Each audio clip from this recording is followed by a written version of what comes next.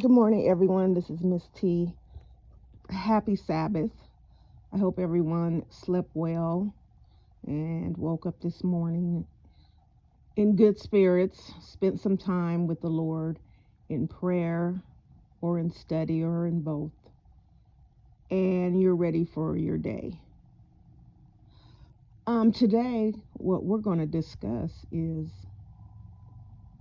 how much fun sin is. I know that title probably is taking you guys aback, like me thinking sin is fun. But actually, it is. When we're doing bad or we doing bad things or whatever, it seems to be exciting and it seems to be fun. Um, that's why we continue to do it. So let's see some of the things that we consider sinful and how fun it is to do those. What about when we go to the club and we continue to drink? Isn't that funny? You're in a social setting with people, men and women looking their best and men looking their best, and everyone's looking to see who they could be that they're attracted to or who's doing what or um, maybe finding a date or a girlfriend or a boyfriend. And while we're there, we continue to, drink. Sometimes we drink over our limit because, when you're in a social setting and you're doing things, everybody's having fun, you don't really pay attention to uh, what, what is in front of you. I mean, it's drinking is more, it lets down your inhibitions. So if you are more uh, shy or reserved, drinking will allow you to open up a little bit more. So if you see someone, a pretty girl, pretty lady, pretty woman, and normally you wouldn't go up to her and say anything because it's not your personality to do that. Drinking will give you the courage. That's why they call it liquid courage to say something to her. So you might go over and you might say something to her, and she might like what she sees and you guys have a little conversation. Sometimes it doesn't work out. But, anyways, we're in there drinking. What I find very um, peculiar is that bars usually, the bartenders usually know the people who probably have had too many. Um, and if the club is open from say 9 o'clock. I don't know in different cities. I'm pretty sure times are different. But just to say that it's open from 9 o'clock till 2 in the morning or 2:33 or whatever, and you're drinking the whole time, you're going to be pretty inebriated. And so when we're having fun, we don't think about consequences anyways. So we get in our cars. One scenario is we get in our car and we drive home. Maybe we'll make it home, maybe we won't. But we weren't thinking of the consequences while we were having fun. So sometimes the Bible says God watches over babies and fools. And what that really means is because usually a fool is somebody who is not all of their, doesn't have all of their um, faculties. They can't really make good decisions or, you know, really don't know a lot. So, he watches over them because they're innocent like babies. But when you put it in a difference uh, concept is also people who do foolish things without thinking. Everyone knows if you drink and you're drunk and you can barely walk to your car or barely see, that you shouldn't be getting behind a wheel. And yet, people do it every day, every night, um, without any trouble. There was a friend when I used to go out and party. There was a guy, they threw a birthday party for him. It was his birthday. And so they were just, everybody was just having fun. The music was going and everybody was dancing and people were just buying him drinks and getting him drunk. And he was really, really drunk. And they let him walk out the club and get in his car. Now, I don't know if everyone in that place was under the influence and had no type of judgment or anything, but if you know that you've plastered this man with alcohol way beyond the limit that he should have, probably,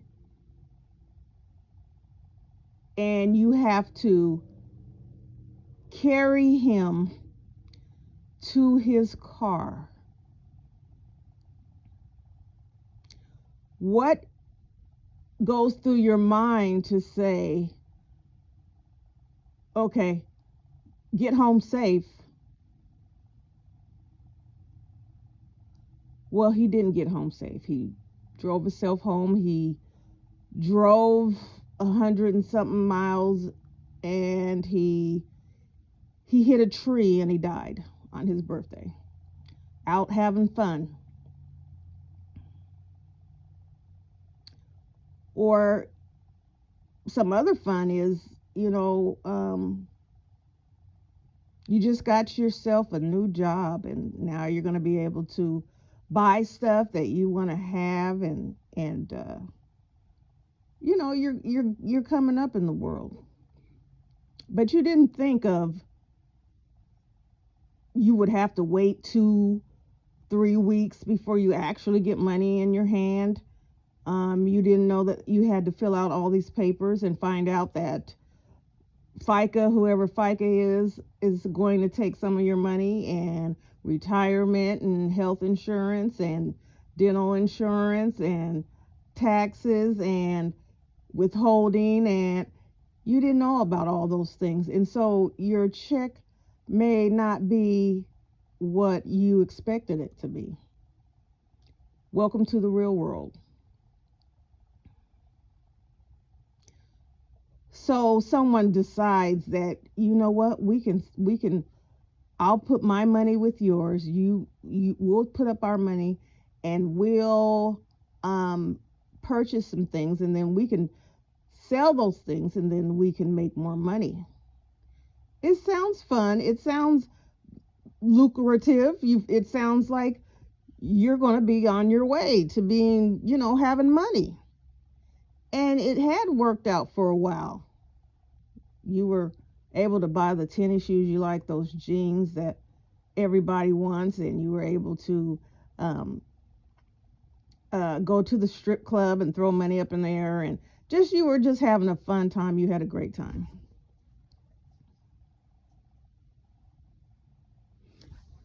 Until you found out that all this time there was a sting and you were involved, and now you're going to go away for 10 to 15 years. But you had fun. Another fun thing that you can do sinning is,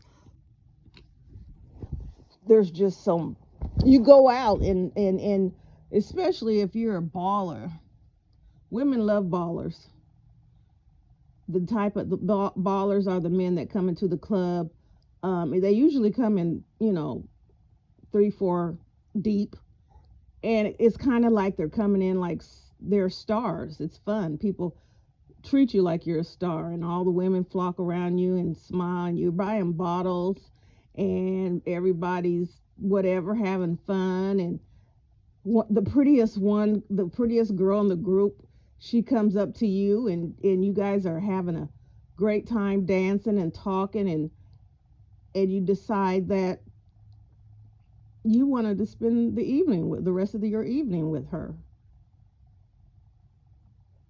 So you take her back to your house, and you guys spend the evening together. It was fun. It was great. You did a lot of fun things. And then you woke up the next morning, you sent her home in an Uber, and you got up and got ready for your day.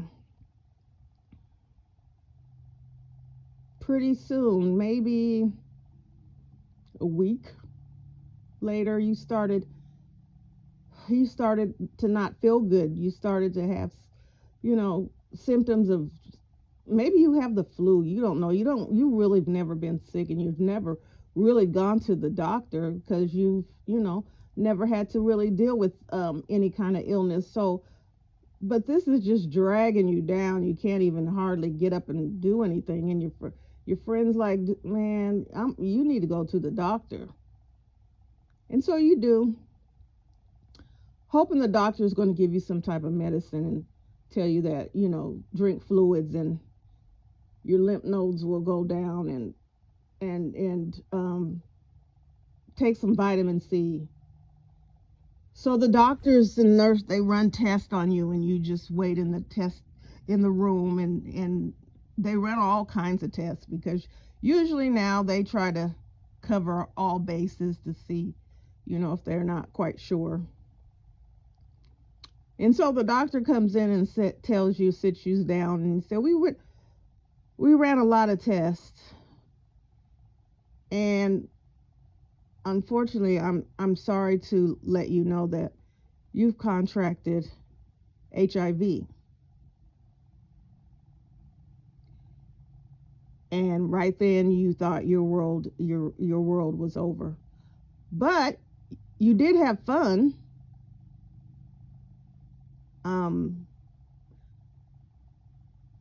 Or what about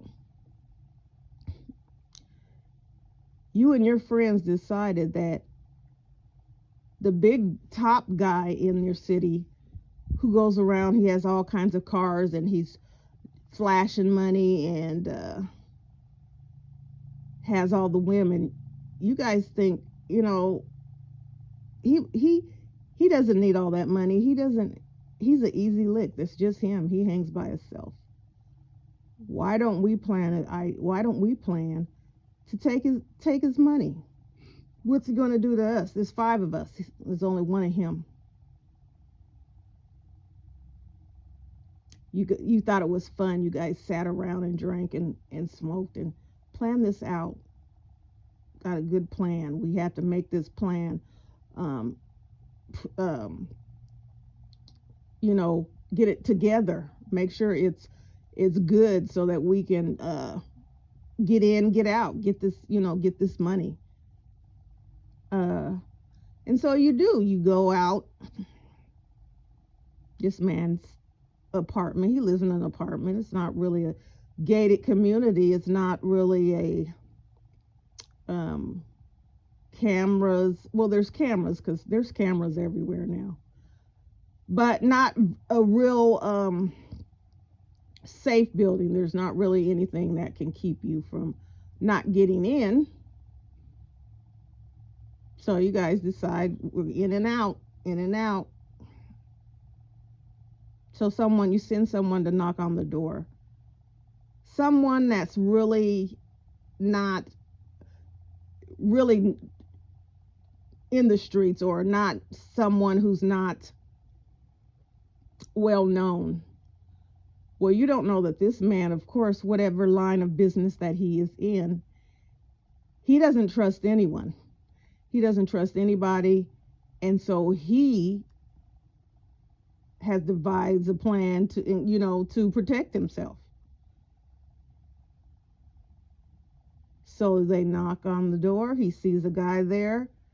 He really doesn't know him. He's like, who are you and what do you want? Oh, so and so sent me. And, he recognized that name, but usually people don't come to his apartment unless they call him. But he lets his guard down. And he opens the door and everyone rushes in.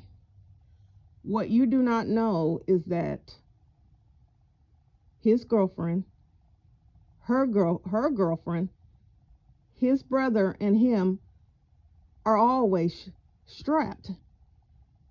And you and your group of friends didn't have a chance. 3 of you lay on the floor to get away.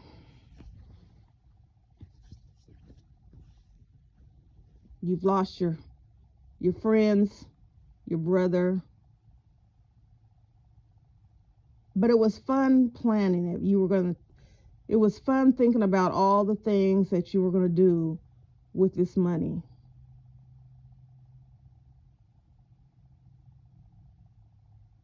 It was fun.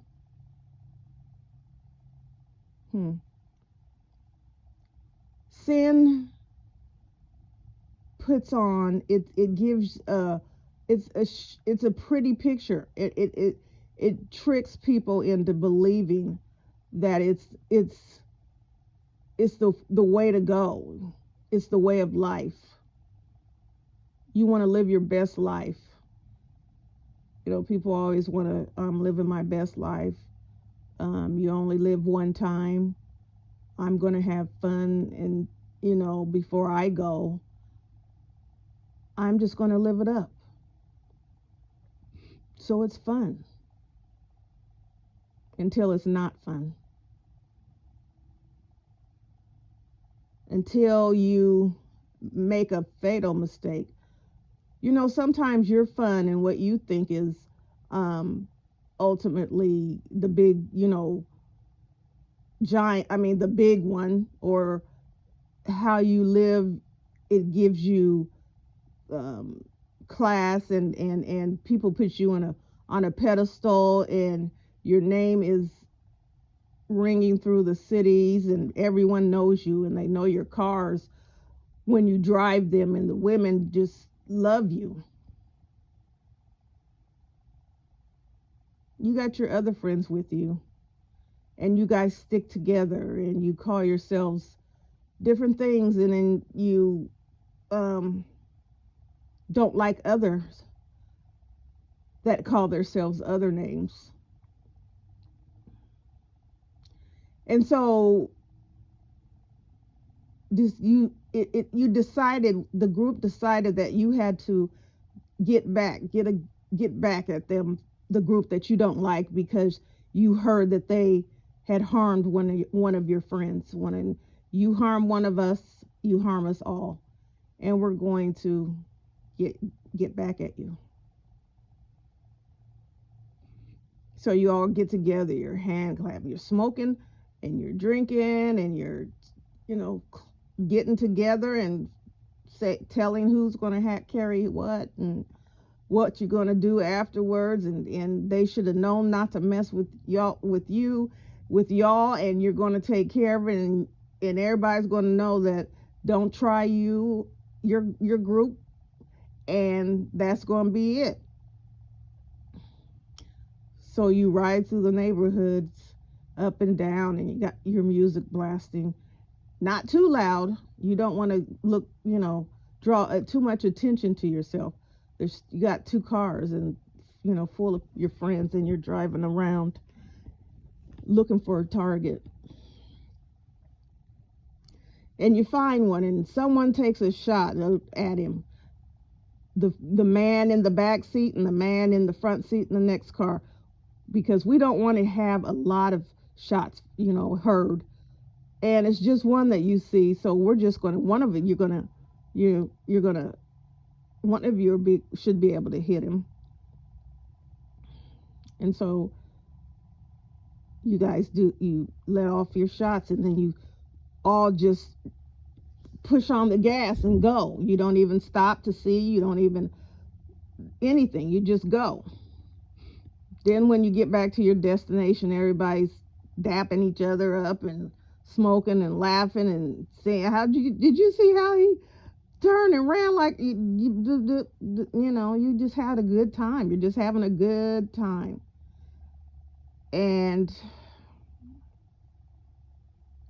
then one of you gets a call, and everybody else is just looking at you because you're screaming, "What? No, what? How?" And that person can't even explain to you, and just drive, and nobody knows where they're going, and just go, get to my house, get to my. And then you see all the police around, you see all the yellow tape around, you see your grandmother outside and your auntie, and they're all crying and falling to the floor, to the ground. And you really couldn't get too close because the police are around.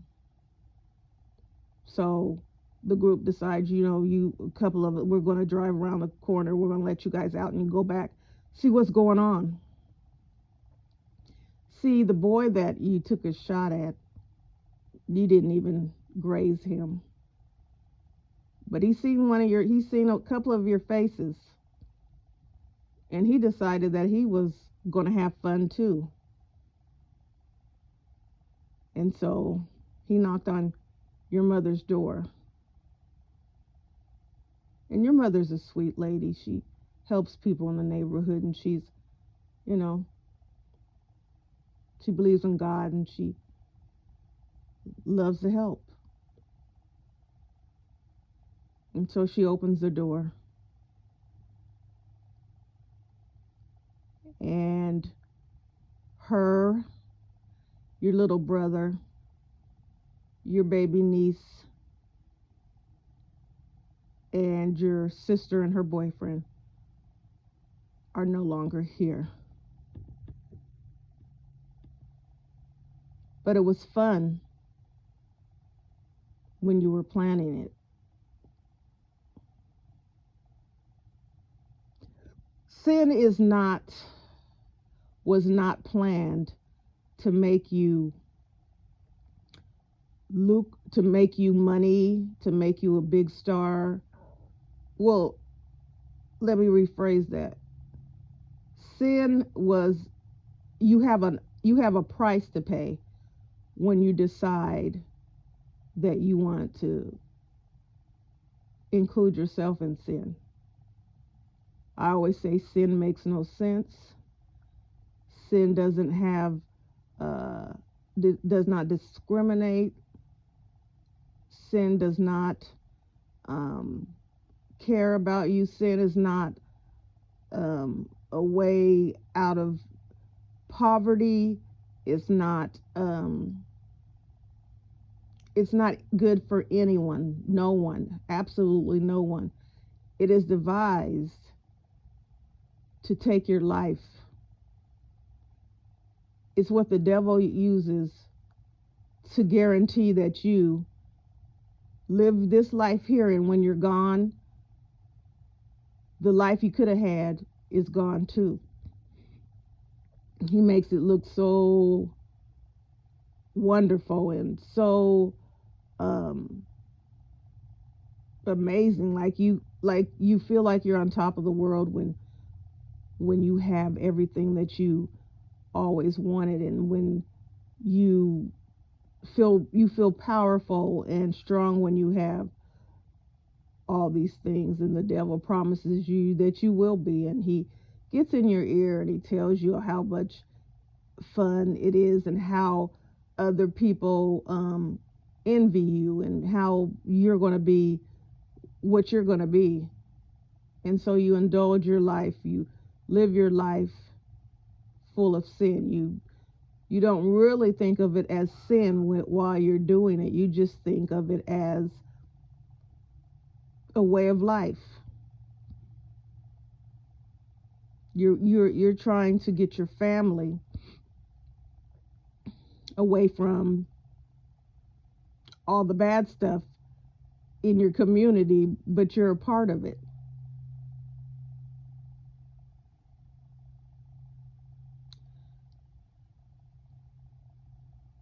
I say this because I thought about this, because sometimes you have to get into the person's mind or mindset, and everyone is in a different place. Young people, when you're young, you think you're invincible and life is out there for the getting, but you don't look at what you're doing as, you just look at it as, I'm trying to make it. You don't sit down and think about the consequences, or what may happen, or the wages of sin is death, or that you're giving up your eternal life for a momentary pleasure that you think you're having here on earth. And so different types of people think different types of ways. But I chose to talk to the young people because in their language, or in their scenario, because they've been brainwashed that they can't be anything in life, or they can't make it out of life, out of the hardships, unless they go out and get it for themselves, unless they go out and take someone else's, or they go out and do something that will bring them a lot of money. Because when they were little, no one ever told them that if you study hard and you get good grades and you go to college, that you can be what you want and you can make a lot of money, and instill in them pride and integrity, morals. And sometimes they learned from watching. They had, their dad, their brother, his name was big in the city. They had cars and money and women, and it looked so good to you that you just followed along on the same lines. And it's sad that some families, even some mothers and grandmothers, go along with that. Because, when you think of your grandmother or your mother, you forget that they were young too. They did things too. They have a past too. You pull up your grandmother's sleeve and she has tattoos, and you ask her, what is that? And she says, whatever, because that was the gang that she was in. We don't even think about that. When we think about grandmothers, we think about cookies and sweet old ladies, and the peppermint she used to give you out of her purse, and all those things. But they're humans just like everybody else. They choose the path that they want to take too. Sin is never fun. It is never the way to go. It is not it's not a, what do you want to call it? It doesn't solve anything. It doesn't bring the community together. It doesn't feed the homeless. It doesn't uplift the abandoned. It doesn't do anything good for anyone. Oh yeah, you had fun um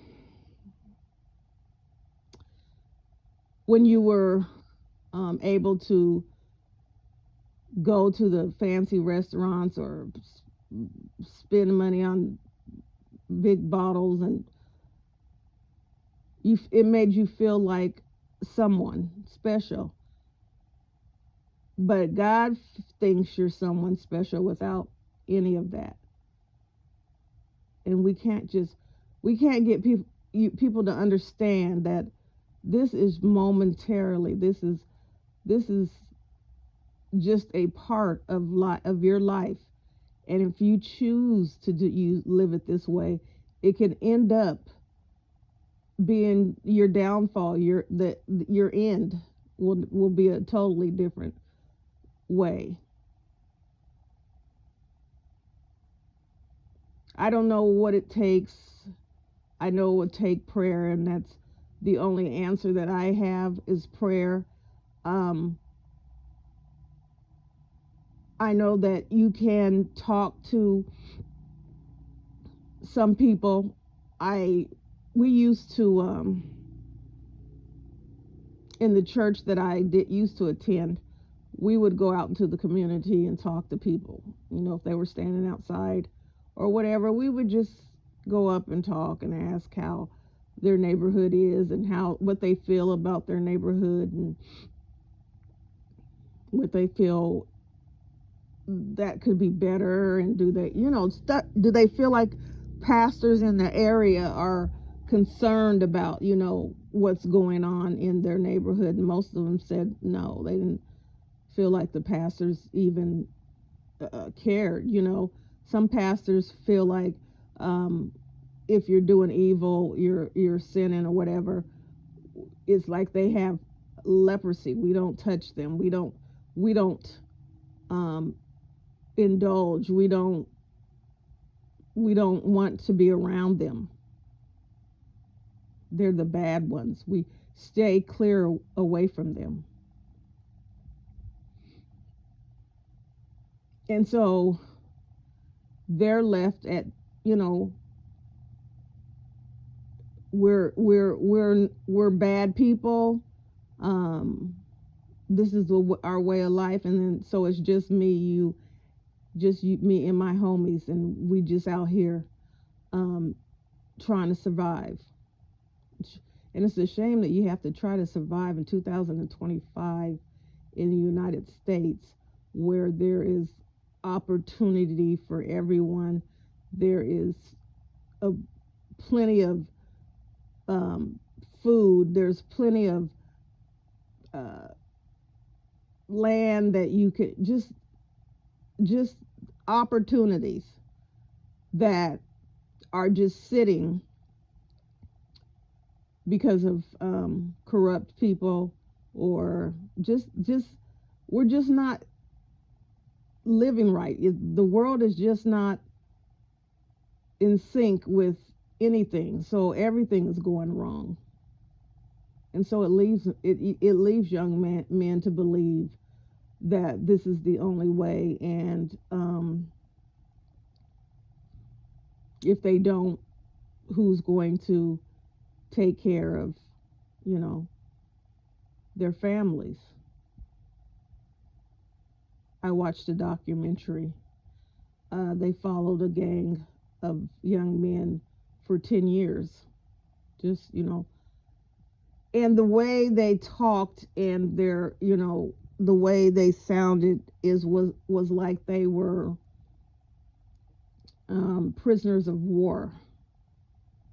Um, their whole life was trying to uh, make money and to trying to stay alive. If you were caught slipping, that was the end of you. Um, you couldn't walk down the street. Shouldn't be in the daylight. Um, People are always looking for you, and you have to keep, you know, your head on a swivel. And what kind of life is that to live? And when they were sitting around talking to each one of them, and about their their role in the gang or their thoughts, it was all that. It just didn't seem like anyone had any fear, and that they accepted that they were going to eventually pass away, that it was going to be their turn eventually, someday. Could be tomorrow, could have been later on that evening. And so for a group of men, young men, 19, 18, 15, 14, to accept and feel like this is the only way, that they're going to not probably make it until their 18th birthday, and they were fine with that. That says to me that there is a breakdown in, it must be said, there's a disconnection, there's a breakdown in homes, there's a breakdown in the community, there's a breakdown in the schools, that a 15-year-old young man is willing to die for I suppose for the name and his brothers, or for the respect of the name, of their name, and their colors, or or neighborhoods that they are claiming belong to them. It was ironic that some of the territory that belonged to one group, the other group's territory was just across the street and around the corner. So how can you be that close and not come across something? It was just a give and take. It was just a Russian roulette. Whose time is it today? And they accepted that, and I don't know if they believed once they passed away that they were martyrs, or that their name would be famous. I don't know. But there shouldn't be any way that a child should feel like that's their destiny. I either get them or they get me. And that's the way that they live. There's really no hope. They basically sit around with each other and maybe do a little rap, smoke, drink, sell a little something, hang out with the girls, but everybody has an agenda, and it showed that in this little gang that they were following, that even amongst the gang there were cliques. So you might be related to another person, to a person who's in another clique or whatever, and his group accepts you because your family. Sometimes they don't. Your cousin is even coming for you. But if it's a different situation, maybe you guys grew up together like brothers, and so they will accept you on that side. So when things go down, you might get a heads up of something, or they might not really be gunning for you, or whatever. But they don't care about your homie that you're with. he's fair game. So the issue was their whole group was falling apart because the main man had already got unalived, um, and then the ones that were left were just basically walking around like they didn't have a, a clue or any guidance or anything, and they were just really drifting apart. And they had one of them took his buddy with him to a friend's house, which he's invited because he's family over there, and however they know that, which makes no sense to me, because if you guys are in different um, have different names, I'm going to say that because I don't have different names, but you let one person with a different name come around, and they let you bring your other friend that has a different name, and I just don't. So is there a no cease ceasefire at a particular time of the day? I don't know, but anyways, he started to feel uncomfortable because um I mean, they were talking to him and everything, but he said, they were looking at him, and he didn't feel comfortable. Well, he had the right to not feel comfortable because they had called other people from their group to come over. Now, I think what they were going to do, which they did, is they jumped him and beat him up. But they did not unalive him because he was with their people. So that was his, you know, I guess not his reward, but he got away with his life because he was with his buddy who was accepted. But now his main thing was when they were jumping him, his friend didn't help him. So that tore them apart. Now, I don't know if they say, I'm going to take you over here, but, whatever happens, happens. Because I'm surely not going to, if they like you and they don't like me, I'm surely not going to go anywhere with you over there. They might decide that, well, we're going to do something to him, and if we don't care about neither one of y'all. If you try to talk down, man, that's my boy, he's cool, and if they decide that he has to go, he's going to have to go. So I don't understand the whole dynamics of it. It makes no sense. Sin makes no sense.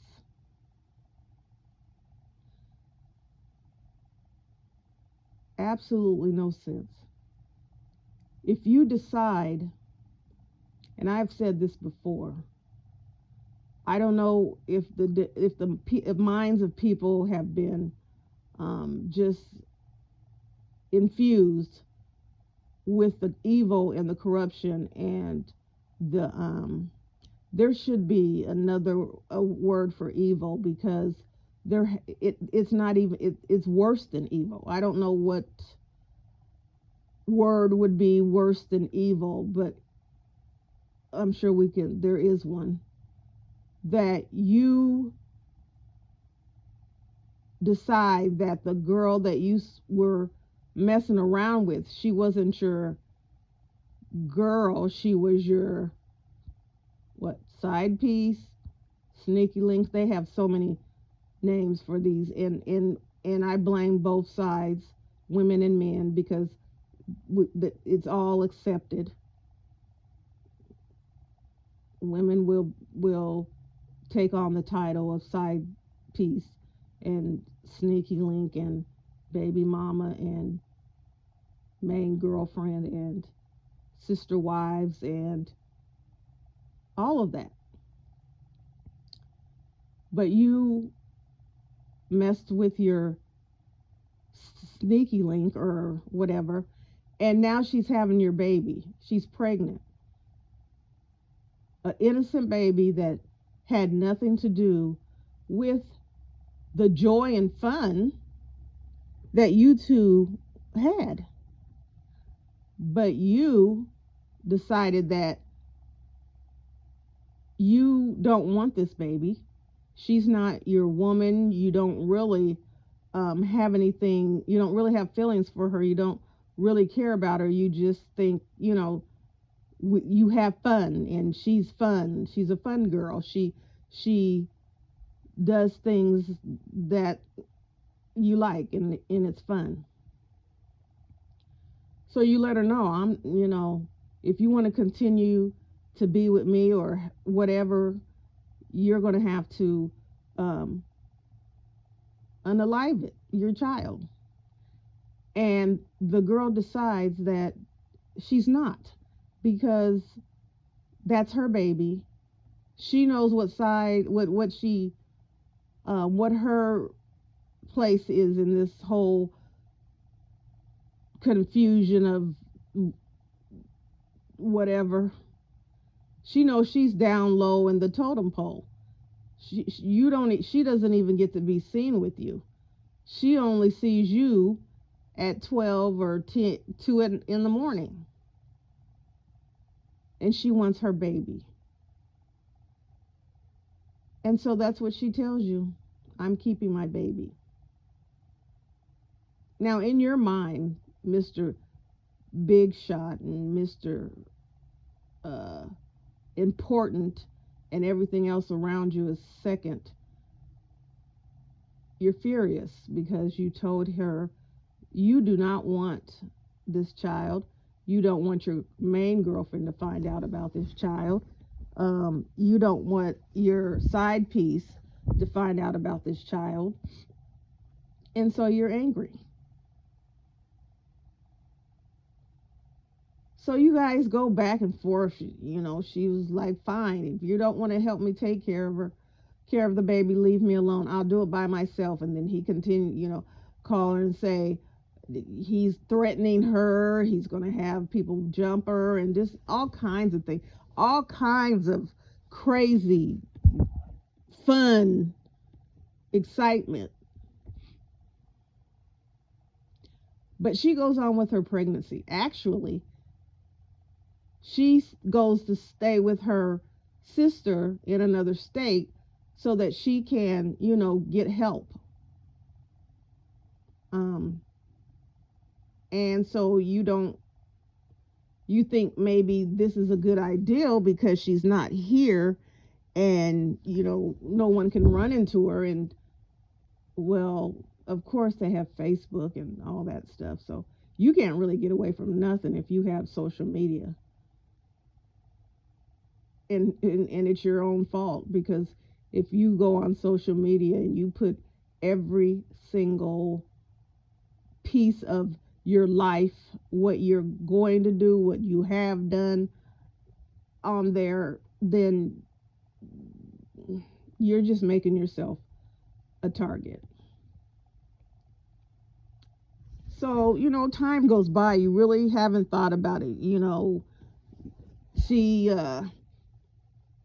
doesn't really bother you, doesn't call you, um, and you're going on with your life. And then she has her baby. Now, the first thing that people love, she loves her baby. So the first thing she's going to do is take pictures of her baby, um, take pictures with the family and the baby, and put them on every social media platform that there is.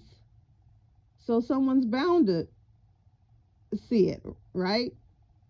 Social media tells on everyone. You can't get away with anything because you put everything on social media. You actually tell what you're going to do or what you have done on social media, because I don't know if that gives you clout or makes you look big or whatever. So it's like the police have their social media set up and they just wait, and probably have a couple of officers that sit around and go through social media just to find some kind of incriminating evidence. And there you are rapping about a shooting that happened, and you're rapping about exactly how it happened, even some things that weren't even reported in the news. But it was fun. So after she has showed off her beautiful baby and everybody has seen this, and including your main lady and your your side piece and your other sister wives and your just everybody. Now your life is becoming is getting, turmoil, because your girl, she's accepted all the rest. She's accepted the side piece and maybe a couple of sister wives, but she did not sign up for the sneaky link. Link, is that what it's? Sneaky links, linky. She didn't sign up for that.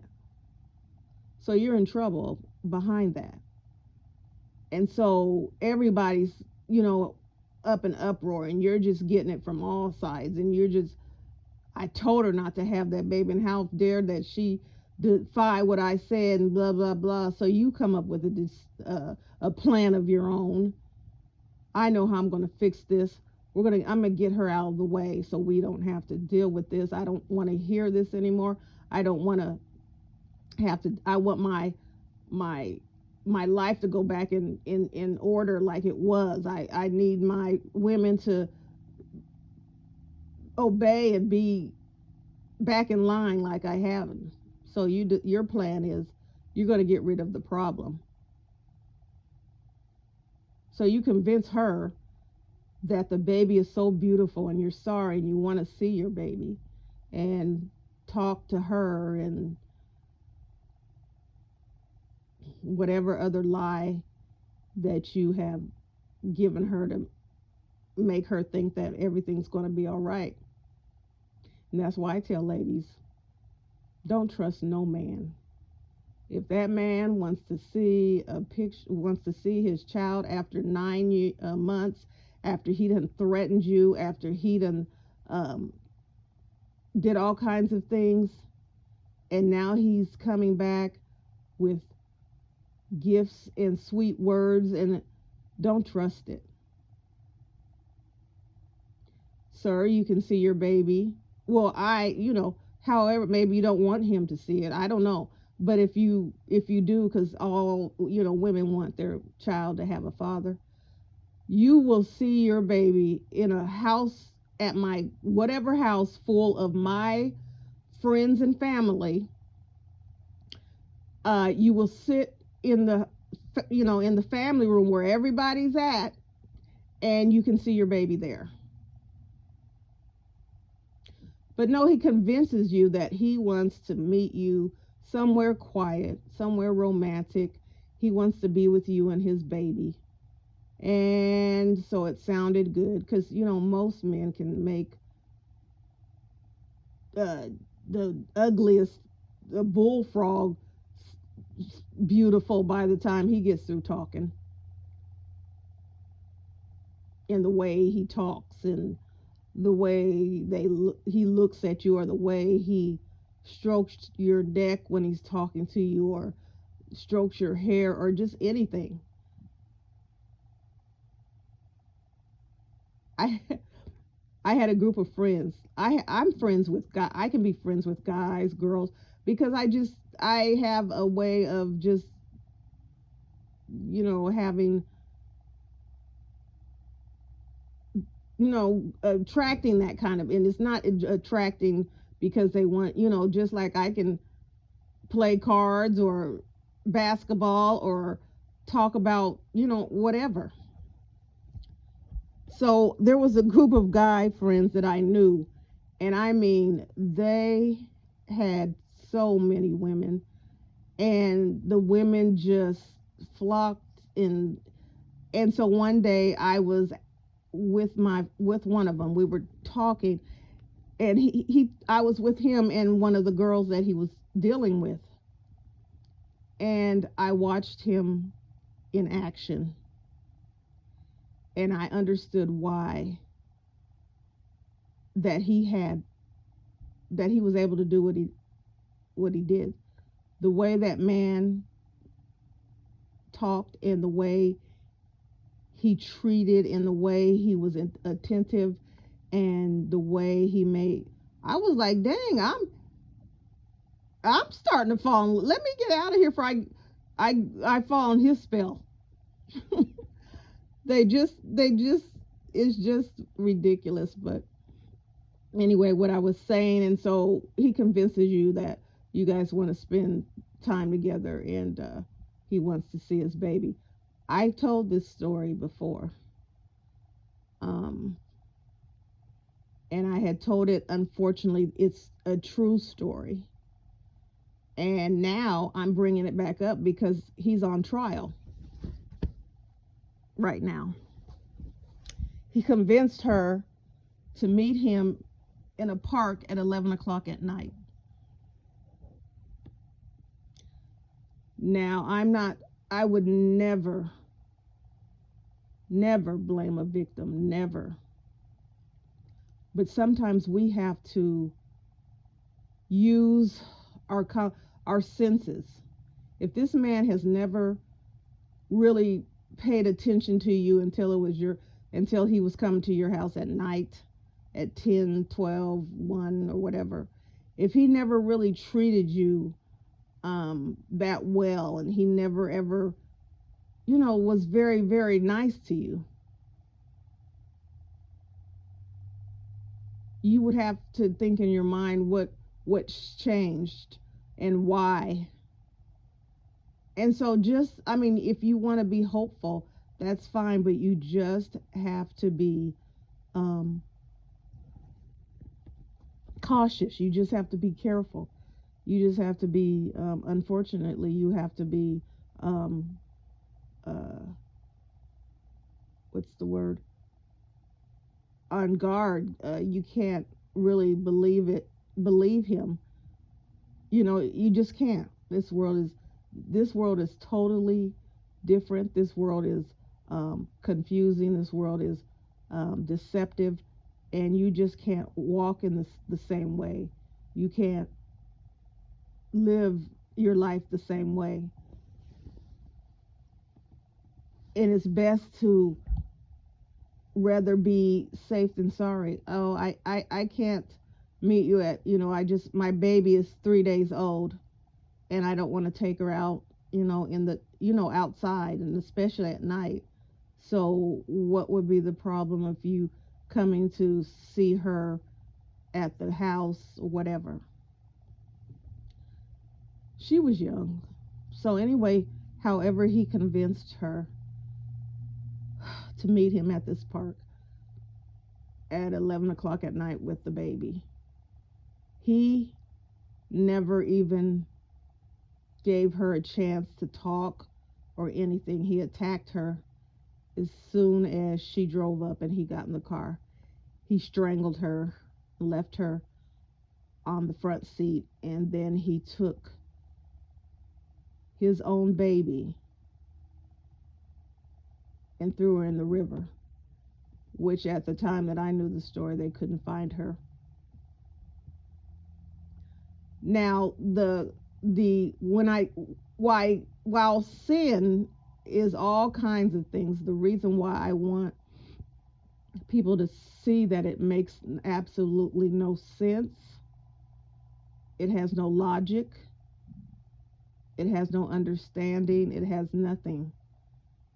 You decided that instead of having to maybe pay a little bit of child support, straighten out the situations between your other women, and that would have gotten calmer as time went by. You didn't have to spend time with the baby if you didn't want to. You thought that it would be better if you unalived both of them. So now you don't have the baby because you didn't want it, and her mother's gone, and you don't have to pay child support because you will spend the rest of your natural born life in prison, or you may be put on the death penalty for the life of the 3-day old baby that you threw in the river. So does that make sense to you? Because it doesn't make sense to me. And evidently, because of his mind, it made sense to him at the time. Or was he that evil that he rather spend time in prison because he told her he didn't want the baby, and since she didn't listen, he was making sure that the baby did. I don't know, but it made absolutely no sin makes absolutely no sense. And the little time that you spend doing it, that's fun. You will have consequences for that too. Fun can a little bit of fun can cause a lifetime of misery. Um, Following Jesus and doing his will, you might think is not fun.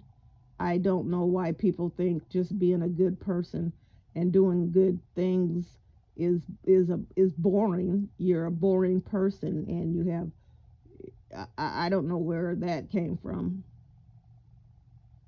That you have no fun. What you can't go out and live life. That you're stuck.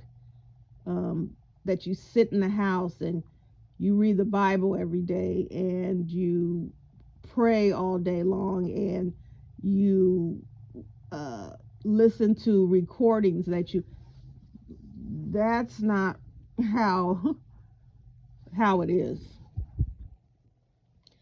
You just enjoy other things. You just enjoy love and kindness and sweetness and helping people and being worry free of um, a lot of things that other people have to deal with, because you trust in God and you have faith in God, and you do what God asks you to do, and in turn what he promised you was to answer, to be there for you.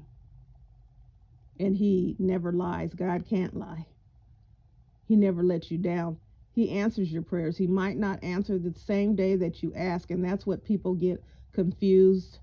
If they say a prayer and they don't think that it's been answered and 3 and 4 days go by, and that's when they say he's not real or he doesn't listen to my prayers. He might already answered it. It just didn't come in the way that you wanted it, the answer. But he might have already answered it. You just didn't want it to be that answer. And even though God wants you to be happy, he wants you to be basically he wants you to be content here. He wants you to be happy. He wants you to serve him and do, he calls it the works. You can't get to heaven by your works. You can't um, buy your way into heaven. So it's not that you are working to get to heaven. He's um, he's watching your, basically your faith and love in him, that you trust him and you don't question, you just do what he says, so that your ultimate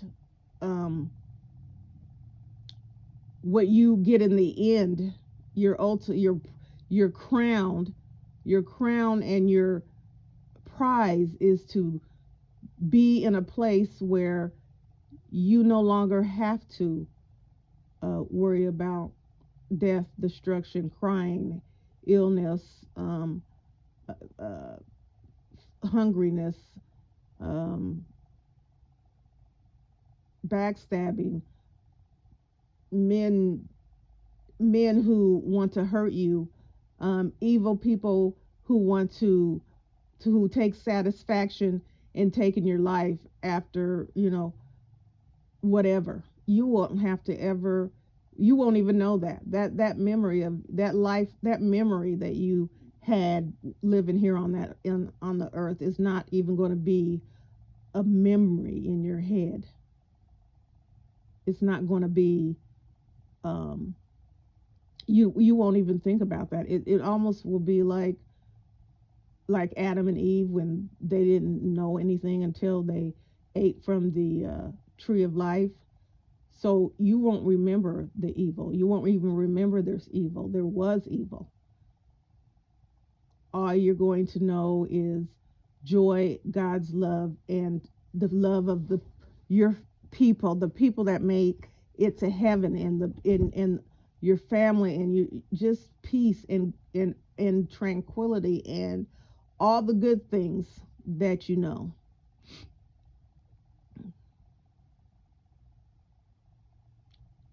But will you mess that up for the fun that you think that you're having here on earth?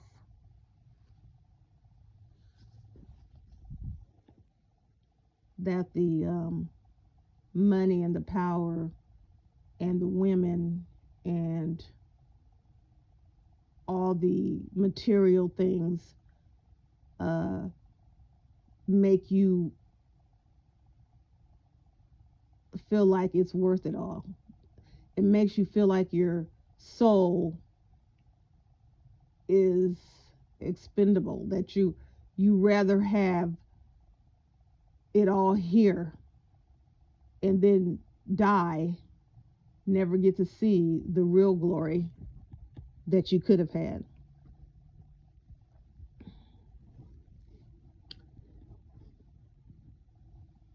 And that's up to you. Um, and I believe, unfortunately, I believe there's people who rather just live this life and then when it's over, they'll face whatever comes next. Um, my whole intention is that I want to be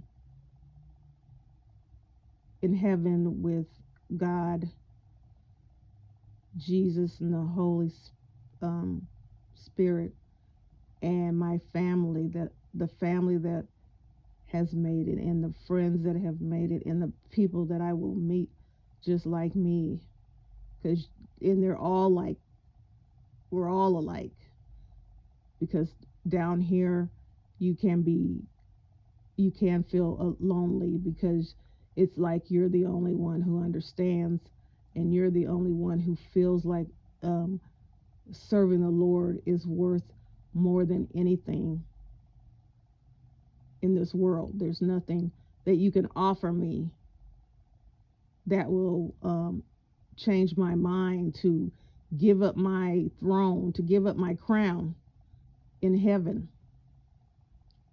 I just have to be faithful. I just have to know what the Lord's told me.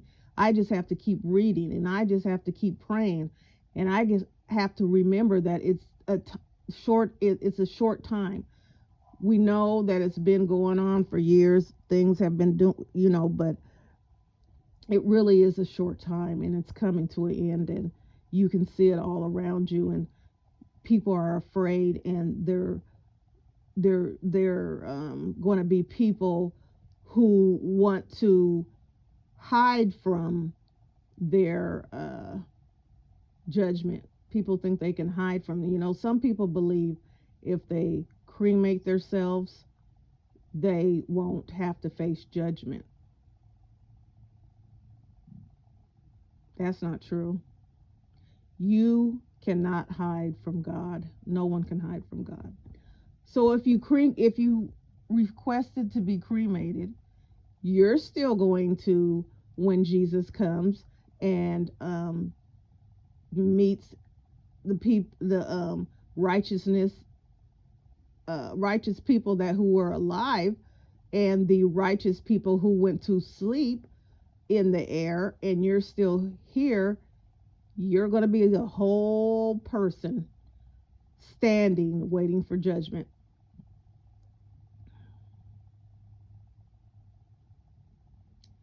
You won't be able to throw your ashes to the wind and have them scattered about. Well, you did, but you're not getting away. Every ash will be put together. You'll be back. You'll be put together. You'll be waiting to get your to answer to everything that you've done, everything that you've said. Um, you'll be able to answer to it.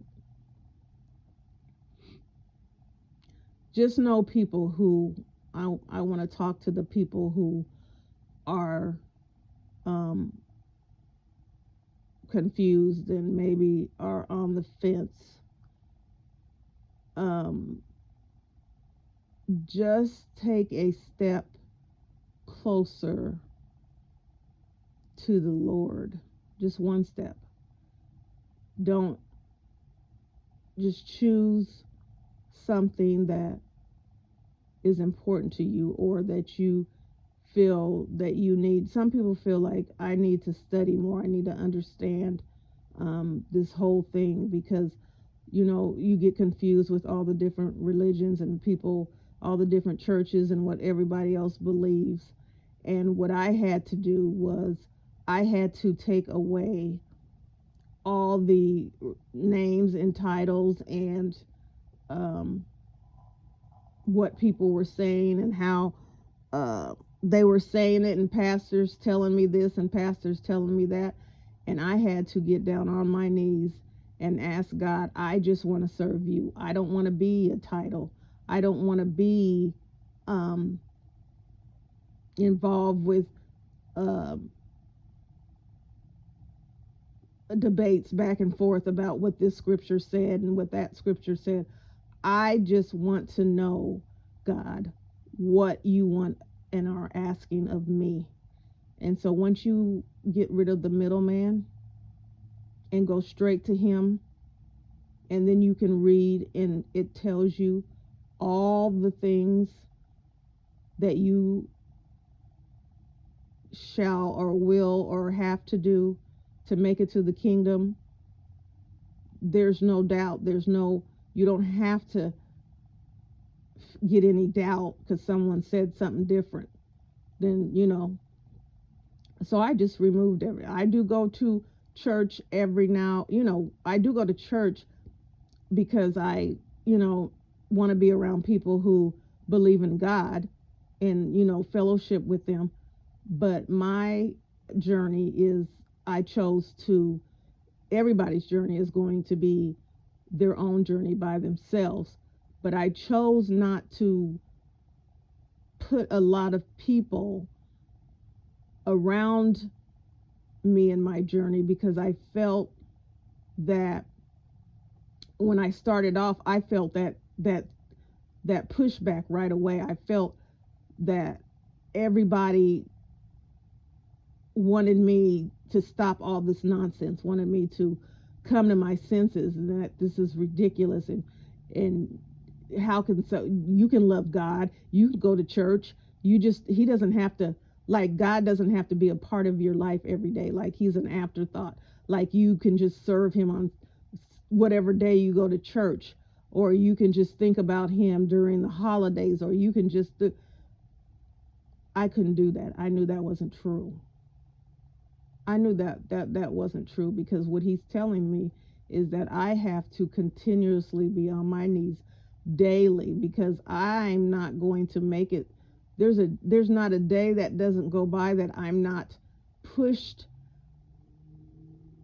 Someone says something, uh, and I have to react, in a way that I'm not used to, and I've gotten very, very, very good at that.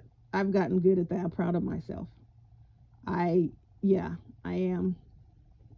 But I had to understand until I became strong and strong minded and planted strongly in faith of God, that I couldn't have other people in my ear trying to convince me that I was wrong, that I they like to use the word. So some people would call me um, a fanatic, but I don't believe that. I'm not. I'm not. Like, I wouldn't say. I don't say I'm. There's an illness and they tell me you have to have surgery, and I'm not going to say I'm not having surgery because God's going to heal me. I'm not that type of person. I believe, that He brings people here. We have people here that take care of certain things. I just don't believe that man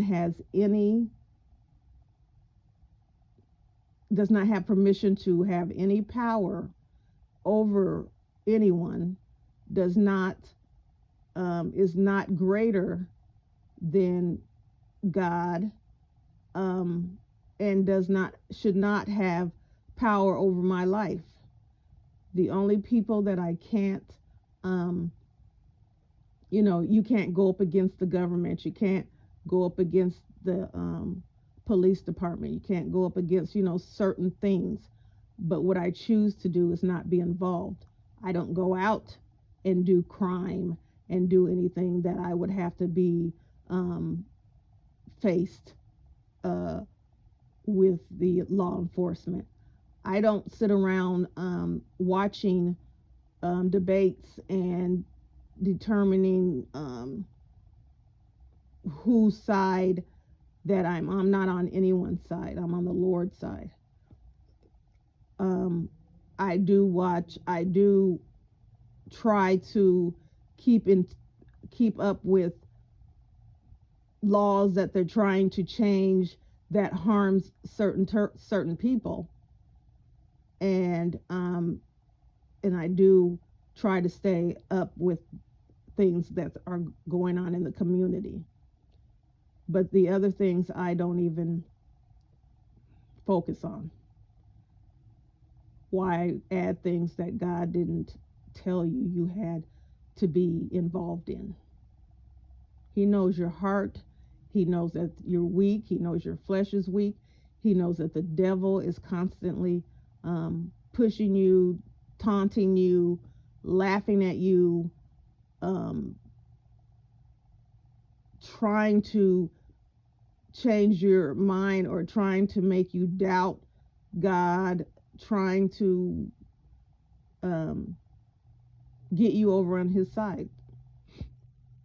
Because every good person that has been trying to serve the Lord, when the devil is able to rule them, to move, to get them back, that's a happy. They celebrate. That's a day of celebration, because one more of God's people are lost, and they're celebrating because God is not. He weeps. So be stronger than that evil, lying, treacherous devil who has no cares nothing about you. Just because he gives you riches does not mean he even likes you. He wants you to use those things to um, work for him. He doesn't like you. He wouldn't save you if you were on fire. He wouldn't spit on you. He cares nothing about the person. He cares about your soul. He wants you to be um, lost forever when Jesus comes back. That's his only attempt. That's his only outcome. That's his only agenda, um, because he knows he has no redemption. He cannot repent. He cannot be forgiven. and all the other angels that have been um, here on earth that have gone against God, um, and who are being held in chains, uh, have no will not be forgiven. They had all this time to sit, to be chained up, and to be reminded that you had everything. You've already had your paradise, and you chose to throw it away for sin, because the sin is so tempting that it will make a person believe that that's the right thing to do. So you have to always have the armor of God on. You have to pray every morning that God keeps you with him, that he stays with you. And then, throughout the day, when you can feel that the devil's giving a little push, or just whenever. But when you go to bed at night and you say your prayers to God, and you feel this you feel this something inside you, you know that God has said you did good today, that you you stayed faithful, and then that gives you the will to go on the next day, and the next day, and the next day. So that's all I had to say for today. I hope everyone enjoys the Sabbath day. I'm not going to disrespect anyone, because I know a lot of people worship on Sunday. That's what they were taught. And so I hope that you enjoy your day Sunday. That's the day that you worship on. And that you have a great week. God gives you good feelings, and that you make a little more steps towards him. If you have been praying in the morning, you tried that, and now you're comfortable with doing that, maybe you can open up a scripture, maybe once a week. If you can try it with once a week. If you can't do it, excuse me, every morning, maybe you can try it once a week, and then keep that scripture with you throughout the week, and then move on from there.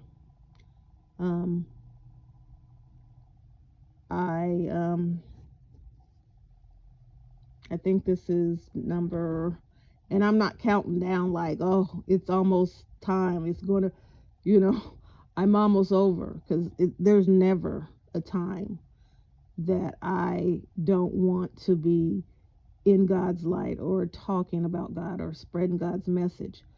I'm just feeling like I'm being pulled somewhere else. And like I said, that's how I feel now. I don't know what God has in store for me coming up.